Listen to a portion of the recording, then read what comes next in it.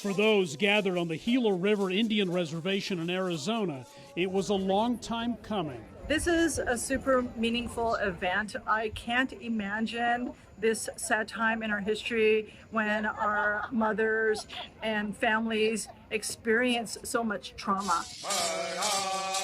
Last Friday, U.S. President Joe Biden uttered what those assembled here considered to be long overdue words. I formally apologize as President of the United States of America for what we did.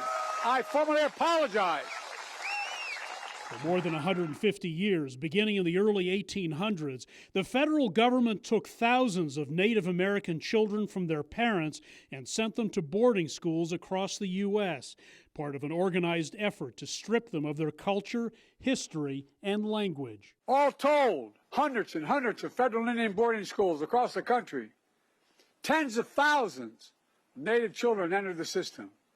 Nearly 1,000 documented Native child deaths, though the real number is likely to be much, much higher. It's horribly, horribly wrong.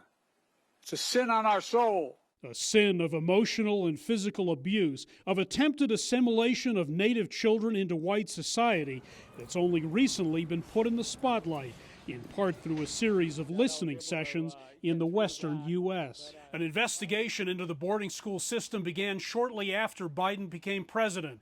It identified by name some 19,000 children who attended the schools between 1819 and 1969. The actual number is believed to be much higher. Besides an apology, the federal report recommended significant investment in Native communities and help in healing the intergenerational trauma that's already occurred. We hope that the next administration will uphold and will even increase the tribal sovereignty protections, having tribes, giving them a seat at the table. An apology, many say, represents an important symbolic step. Other presidents have done similar statements, but not to this extent, and we're grateful for it. Thank you, Joe. But more work remains to be done, everyone agrees, in addressing the pain caused by the boarding school policy, what Biden calls a blot on American history.